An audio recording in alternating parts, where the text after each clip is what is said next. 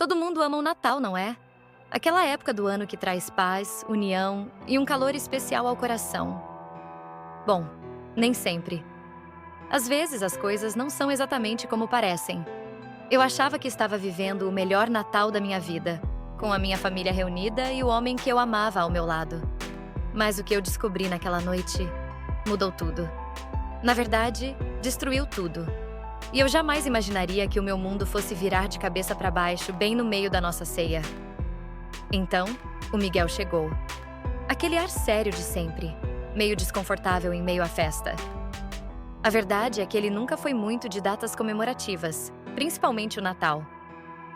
Ele dizia que essa época fazia lembrar da mãe que havia falecido. E eu entendia, porque eu também já tinha perdido a minha. E quando ele me disse que não ia ficar muito tempo porque preferia passar a noite sozinho, eu não questionei. Para mim, o importante era ele ter vindo, nem que fosse por um tempo. Ele entrou, meio tímido, e eu o apresentei para minha família. Meu pai, educado como sempre, cumprimentou. E meu irmão, Pedro, com aquele jeito mais brincalhão, foi mais simpático. Mas a verdade é que ninguém conseguia entender muito bem o Miguel, nem mesmo eu às vezes. Ele participava de algumas conversas, mas sempre com aquele olhar distante, como se estivesse em outro lugar. Eu tentava deixá-lo à vontade, ofereci um pouco de vinho e ele aceitou, mas tomou só um gole. A festa seguia animada, as crianças corriam pela sala, meu tio contava piadas, e eu olhava para Miguel, percebendo que ele estava contando os minutos para sair. Cada vez que alguém falava mais alto ou ria mais forte, ele olhava para o relógio. Até que ele se inclinou para mim e disse: "Acho que está na hora de eu ir." Eu já esperava por isso, então só assenti e o acompanhei até a porta. Ele me deu um beijo na testa, como sempre fazia, e partiu. E naquele momento eu pensei que a noite seguiria normalmente. Mas eu não fazia ideia do que ainda estava por vir. Miguel mal tinha virado a esquina e eu voltei para a sala, tentando me reacomodar na festa. O clima ainda estava leve, as pessoas riam, conversavam, e eu, por mais que sentisse aquele vazio com a partida dele, tentei aproveitar o momento com a minha família. Eu nem imaginava que, em questão de minutos, minha vida iria virar de cabeça para baixo. Estava conversando com Pedro quando ouvi a campainha tocar de novo. Pensei que talvez fosse algum vizinho ou amigo da família, mas não dei muita importância. Meu pai foi atender a porta e eu segui rindo de alguma piada boba do meu irmão. Mas, de repente, a sala ficou em silêncio. Aquele tipo de silêncio pesado, onde você sente que algo muito errado acabou de acontecer. Olhei para trás e vi meu pai parado na porta. E ao lado dele, uma mulher que eu nunca tinha visto na vida. Ela estava furiosa. Os olhos dela me fitaram com uma intensidade que fez meu coração gelar. Antes que eu pudesse reagir, ela entrou na sala, apontando o dedo diretamente para mim. Eu senti meu corpo travar. "É você!" ela gritou. "Você é a vagabunda que está destruindo a minha família." Aquelas palavras ecoaram pela sala como uma bomba. Todo mundo parou. O olhar dela era de ódio puro. Eu fiquei paralisada, sem entender o que estava acontecendo. "Você achou que eu não descobriria? Achou que ele ia continuar te enganando para sempre?" A cada frase dela, eu senti o chão sumir sob meus pés. Foi então que ela falou o que eu jamais imaginei ouvir. "Eu sou a esposa do Miguel. Você sabia que ele tem filhos? Sabia que você é só a amante, a destruidora de lares? Como você pode fazer isso?" "Amante? Eu? Amante?" Meu mundo começou a girar. Tudo que eu acreditava desmoronou ali, naquela sala, em frente à minha família. Eu não sabia o que dizer, não conseguia reagir. Era como se alguém tivesse arrancado o ar dos meus pulmões. Minhas tias, que estavam sentadas, começaram a cochichar entre si. Alguns parentes me olhavam com descrença, outros com pena. A vergonha foi tomando conta de mim, e a dor, uma dor tão grande que eu mal conseguia pensar. O escândalo que aquela mulher fez foi devastador. Ela gritava, me humilhava na frente de todos, como se eu tivesse planejado aquilo, como se eu soubesse de tudo o tempo todo. Mas eu estava tão chocada quanto ela. Eu queria gritar que não sabia, que jamais me envolveria com um homem casado. Mas as palavras não saíam. tudo que eu conseguia fazer era tentar processar a informação. Miguel tinha uma esposa e filhos, e eu era a outra.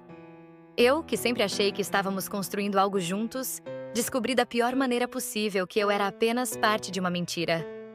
Meu pai tentou intervir, pedindo calma, mas aquela mulher não queria escutar ninguém. Ela só queria me destruir, como ela acreditava que eu tinha destruído a vida dela. O escândalo foi tão grande que acabou com a festa. Meus primos levaram as crianças para o andar de cima, e todos os sorrisos e risadas desapareceram. O pior era sentir os olhares da minha própria família. Alguns achavam que eu sabia o tempo todo, que eu era culpada por tudo. Mas meus pais, Pedro e o melhor amigo dele, que estava na festa, ficaram do meu lado. Eles sabiam que eu jamais faria algo assim de propósito. Mas nada disso aliviava a dor do que eu tinha acabado de descobrir. Meu coração estava partido em 1000 pedaços. Eu não era a namorada que acreditava ser. Eu era a amante. E aquela foi a pior noite de Natal da minha vida. Depois que a mulher foi embora, deixando um rastro de caos e vergonha, a festa de Natal, que deveria ser um momento de alegria, se transformou em um campo minado. As pessoas não sabiam o que fazer. O clima pesado era quase insuportável. Eu permaneci paralisada no mesmo lugar, ainda tentando assimilar tudo o que tinha acabado de acontecer. Só conseguia ouvir os murmúrios e cochichos dos meus parentes ao fundo, como se estivessem discutindo se deviam ou não me apoiar. Eu me sentia como uma estranha no meio da minha própria família. Minhas tias cochichavam em um canto, e foi aí que uma delas, a tia Célia, finalmente veio falar comigo. Mas não foi para me consolar. Ela me olhou com um misto de desapontamento e reprovação. Você sabia disso, Sofia? Como você pôde se envolver com um homem casado? O tom de voz dela, ainda que baixo, carregava um julgamento que me machucava ainda mais. Eu não sabia. Consegui balbuciar, ainda sem acreditar em tudo o que tinha acabado de ouvir. Eu espero que não mesmo. Ela respondeu, quase como se não acreditasse em mim. Porque isso foi uma vergonha para toda a família. Justo no Natal. Eu sabia que muitos pensavam como ela. Por mais que eu tentasse dizer a mim mesma que não tinha culpa, a forma como minha própria família me olhava dizia o contrário. Aquilo doía mais do que eu poderia expressar. Então, meu pai se aproximou.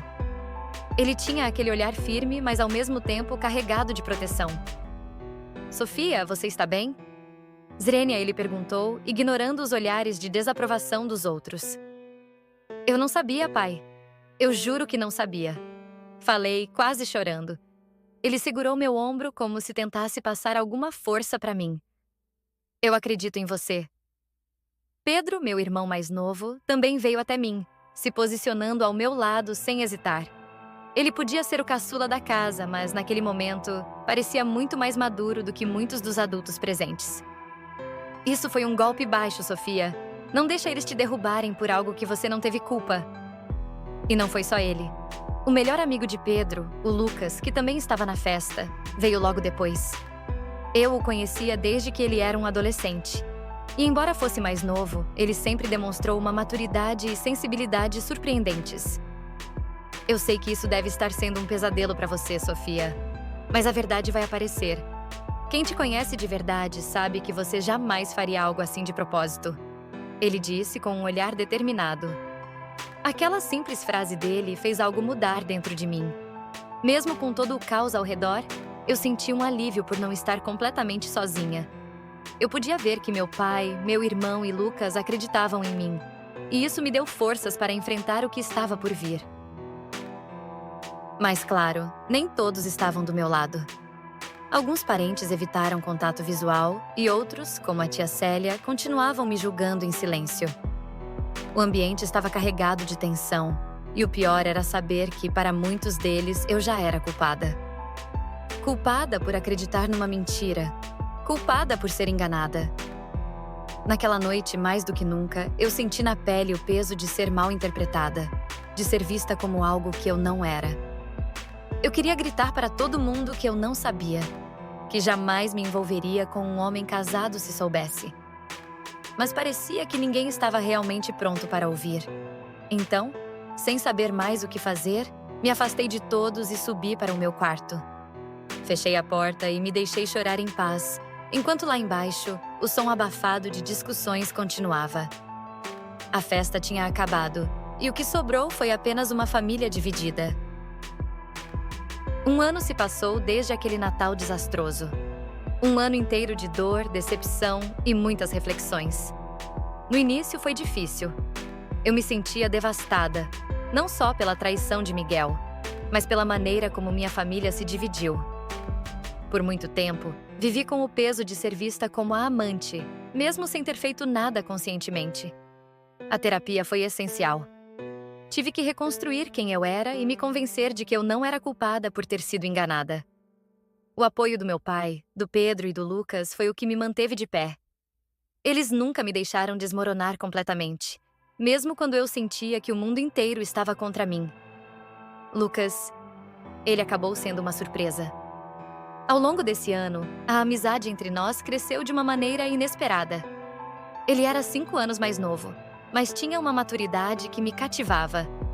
Ele sempre esteve ali, não como alguém que me julgava, mas como alguém que me entendia, me ouvia.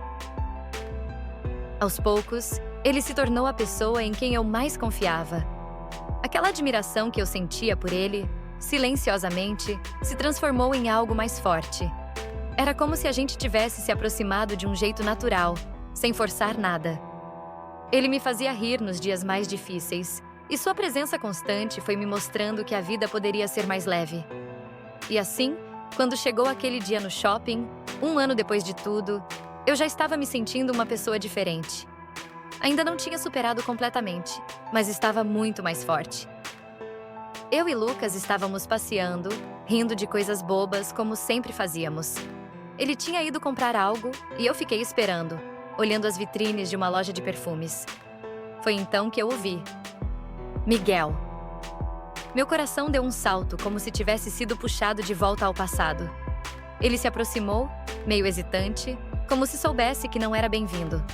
Mas ainda assim não resistisse à vontade de falar comigo. Sofia, podemos conversar? Ele parecia um pouco mais velho, mais cansado. Eu cruzei os braços, tentando manter a calma. Não sei se temos algo para conversar, Miguel. Eu sei que você me odeia e eu entendo. Eu errei feio, Sofia. Eu nunca deveria ter mentido para você daquele jeito. Mas eu sentia algo real por você. E eu sinto sua falta. Eu ouvi as palavras dele, mas por dentro eu já sabia que aquilo não me afetava mais da mesma forma. 1 ano atrás, talvez essas palavras tivessem me despedaçado. Mas agora? Eu estava em outro lugar, em outra fase. Antes que eu pudesse responder, Lucas apareceu. Ele tinha uma sacola na mão, e assim que viu Miguel ali, ele entendeu o que estava acontecendo. Sem pensar 2 vezes, ele caminhou até mim, firme, e sem hesitar, segurou minha mão. Aquele simples gesto fez meu coração acelerar de um jeito diferente. Um jeito bom. Olhei para ele e, de repente, tudo ficou claro. Lucas me olhou, depois virou-se para Miguel e disse com uma firmeza que me surpreendeu: A Sofia não precisa mais de você, Miguel. Ela já sofreu o bastante por causa das suas mentiras. Miguel deu um passo para trás, parecendo surpreso. Ele abriu a boca para dizer algo, mas parou. Talvez tenha percebido que aquela Sofia que ele conhecia já não existia mais. Eu respirei fundo e completei, com uma calma que eu nunca pensei que teria. Eu te perdoei, Miguel. Mas isso não significa que eu vou voltar para o que a gente teve. Porque, na verdade, a gente nunca teve nada de verdade. Ele parecia querer insistir, mas acho que no fundo sabia que era o fim. Ele deu um último olhar para mim, quase como se esperasse uma mudança. Mas tudo que eu sentia era paz. Miguel se virou e foi embora. E dessa vez, eu não senti vontade de correr atrás. Eu não senti aquele vazio. Porque finalmente eu tinha encontrado a pessoa certa para caminhar ao meu lado. Lucas apertou minha mão com mais força e sorriu de leve. Eu olhei para ele. E ali, no meio daquele shopping, soube que o que eu estava buscando por tanto tempo estava bem ali, na minha frente. No fim, Aquele Natal trágico foi o ponto de partida para eu me encontrar de verdade.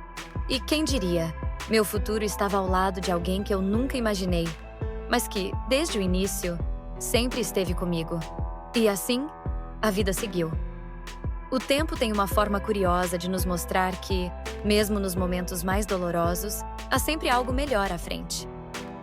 Eu aprendi isso da forma mais difícil, mas também da forma mais verdadeira.